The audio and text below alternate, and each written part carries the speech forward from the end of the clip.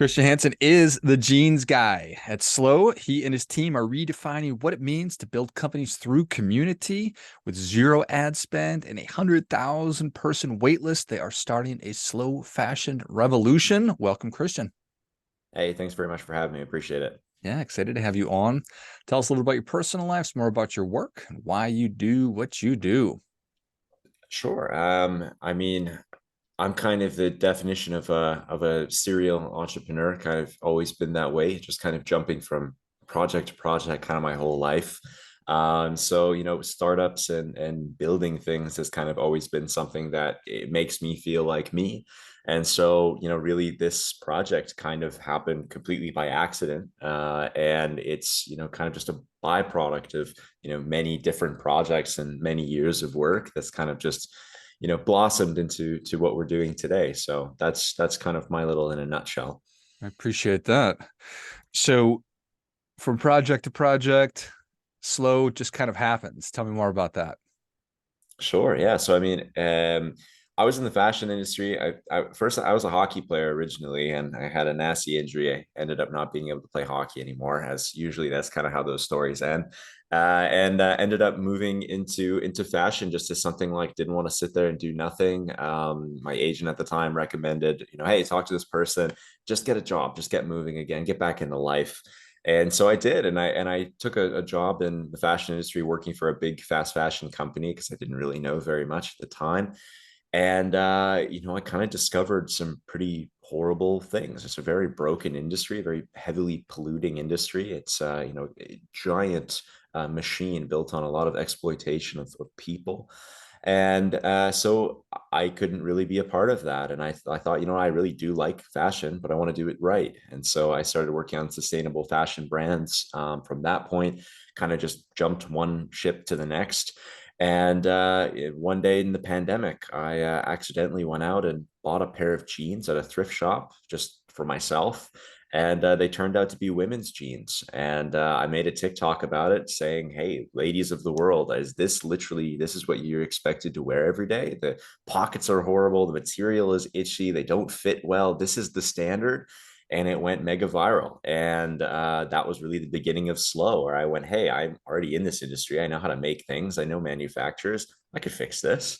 And it just exploded since then. It's now been a year. We've made 11,000 pairs of jeans. And yeah, it's been pretty rock and roll.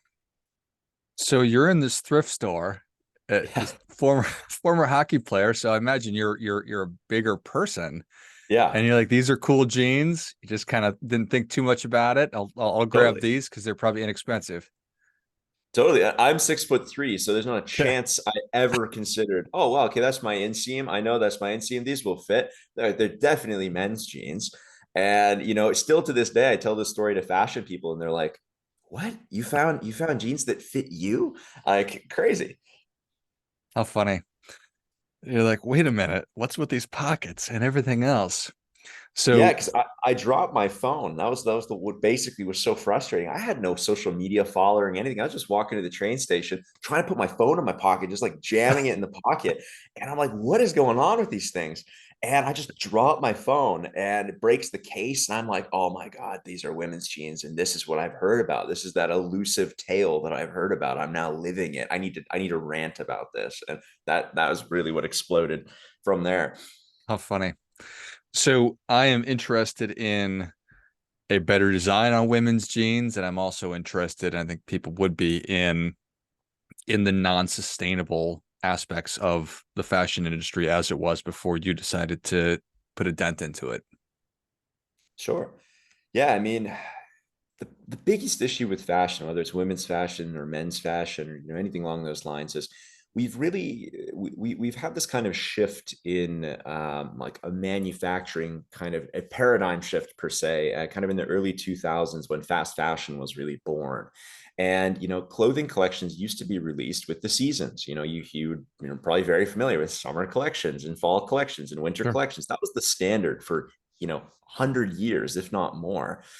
And all of a sudden, in the early 2000s, with kind of like the beginning of the rise of social media and kind of just media and the internet in general, these brands realized we don't actually have to hold it to 4 collections per year. We can do a collection every month. And it started then a collection every month. And then it was every week and every, multiple times a week. And with that kind of shift came this shift in consumer behavior where it's like, oh, I can buy this and I only need to wear it a couple of times because it's cheap. And next week, there's going to be new things for me to buy anyway. And so, as a whole, that's really what's affected everything from denim, whether it's women's denim or men's denim. You're probably seeing the quality of clothing getting worse over time. The price is staying the same or increasing over time. And it comes down to this mass standardization model. They're trying to get as few sizes as possible, as few options as possible, pump out hundreds of thousands of the same thing, put them in stores around the world, and basically hope they work. And as a result, it's created a massive waste problem because we have hundreds of thousands of garments around the world that are not being sold, that are being sold in the wrong markets, that aren't fitting people well. Return rates are through the roof on e-commerce sites because things just don't fit properly. And it doesn't really matter because this fast fashion machine, that's actually music to its ears because people are going to just keep on buying.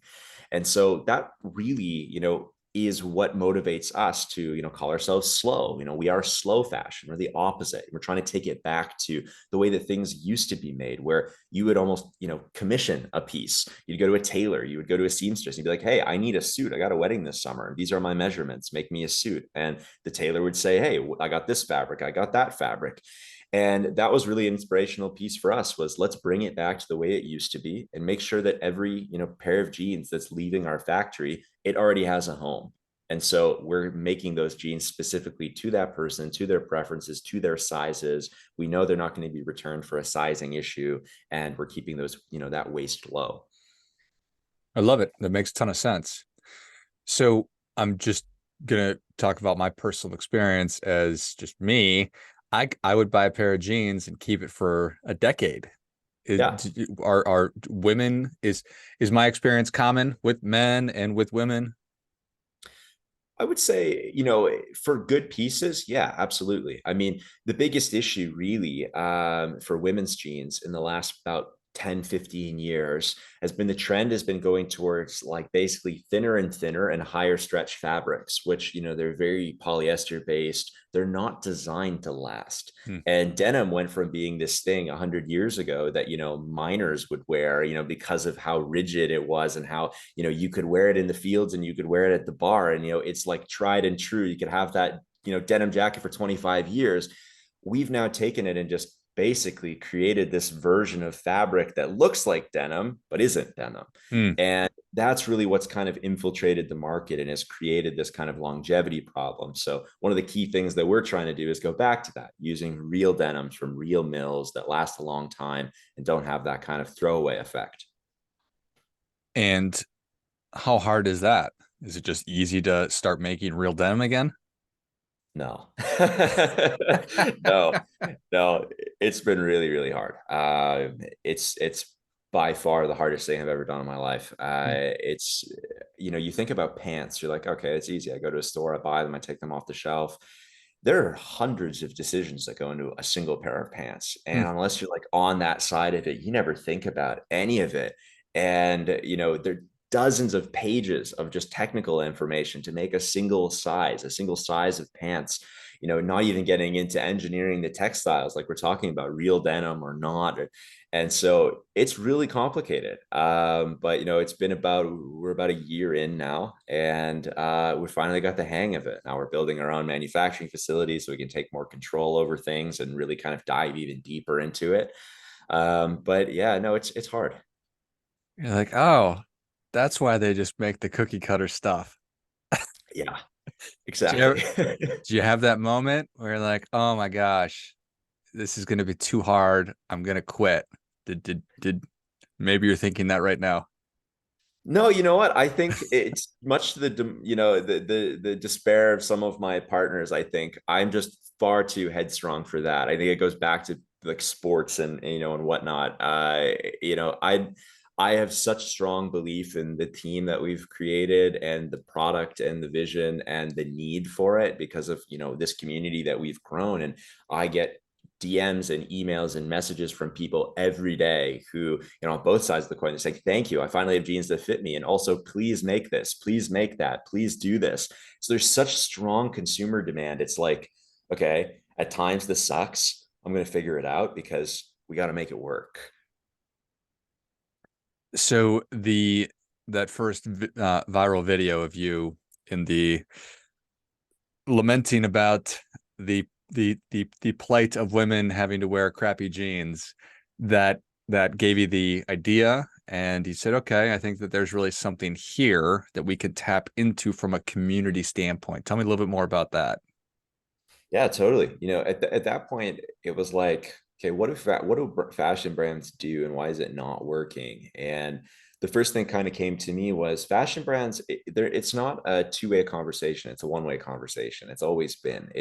This is our new collection. Look at the celebrity that we've paid to endorse it. Look at it on the mannequin in the store. You want this. And I think that was really the root of the problem, because you have thousands of people saying, we don't want this, we want that. And so from the beginning, it was like, you know what, if we're going to do this, this has to be like completely like open source based on what people actually want us to make. And let's just ask for ideas. And so I put together a Google form on a really bad website, was linked it to my TikTok, and just started making TikToks. And in the first 3 months, we had over 700,000 form submissions. Wow.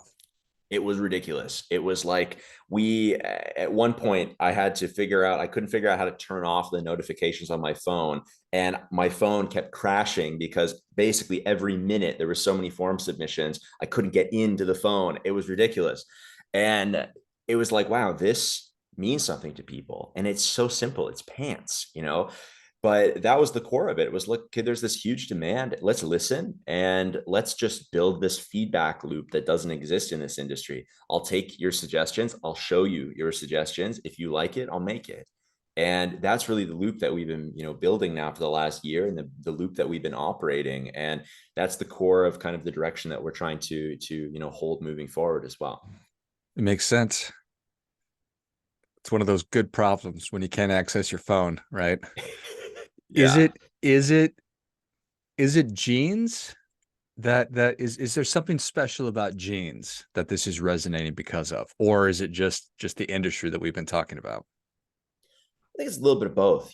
Jeans, I think there is something special about jeans. And, if you just look at it from an economics perspective, there's something special about jeans.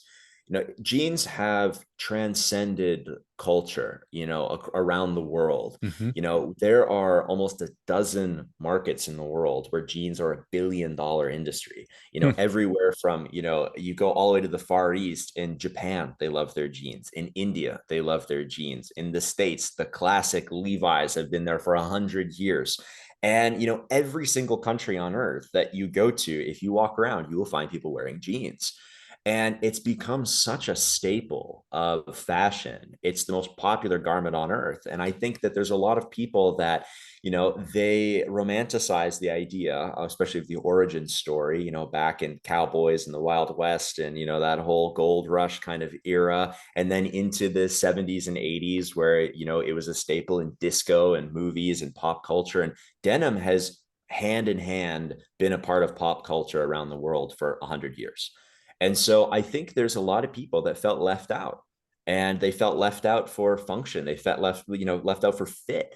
And all of a sudden I'm here saying, hey, yeah, you've never been able to find a pair of those things that everyone else has. I can make them for you. And that, was something that no one had ever said to them before. And that was, I think, the core of it. And so it is larger than just jeans. And we are already branching out into more things in fashion. And there's a lot of problems to be fixed in fashion. But there's something special about denim. Yeah. Yeah, that's really well said. Jeans are $1 billion industry in 12 markets. Is that what you said? Correct. Yeah, we produce, it's 100 and roughly $20 billion industry worldwide. We produce about 3 billion pairs a year. It's crazy. Hmm, got it. So getting back to creating a really quality denim, I'd love to learn a little bit more about that. Yeah.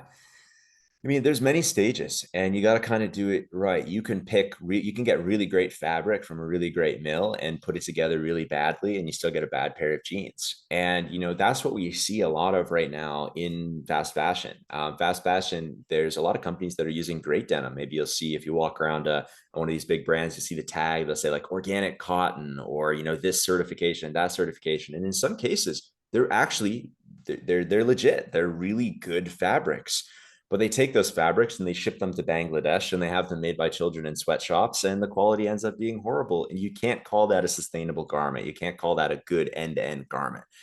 And so really for us, it was about figuring out, okay, how do we not cut corners at every single stage? And how do we add an experience to something that typically isn't something that you experience? The experience for most people buying pants, you pull a random person off the side of the road and you say, do you enjoy buying pants? Most people say no. Most people are like, I don't like buying pants. They're hard to find. They don't fit well. I don't like buying them online. Why? It's a bad experience.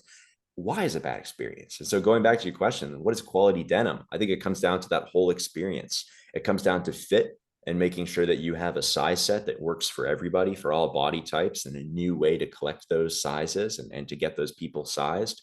It's making sure that you're using quality fabrics and quality construction, that you're making them from people who are qualified and are working in ethical working conditions so that they're happy. The happier the people in your factory, the better your jeans are going to be. And then not cutting corners in all of these different areas, whether that's buttons and metalware and all the little pieces and accessories that make a product great. And so for us, it's really just been about, not trying to cut corners. And people think I'm insane. I walk into these different factories and showrooms and mills, and they're always trying to show us the cheapest stuff possible, because most people who show up, they're like, I want the cheapest garment possible, get it on the shelf for $5 or $6 dollars. And I'm here like, show me your best stuff. And they think I'm crazy.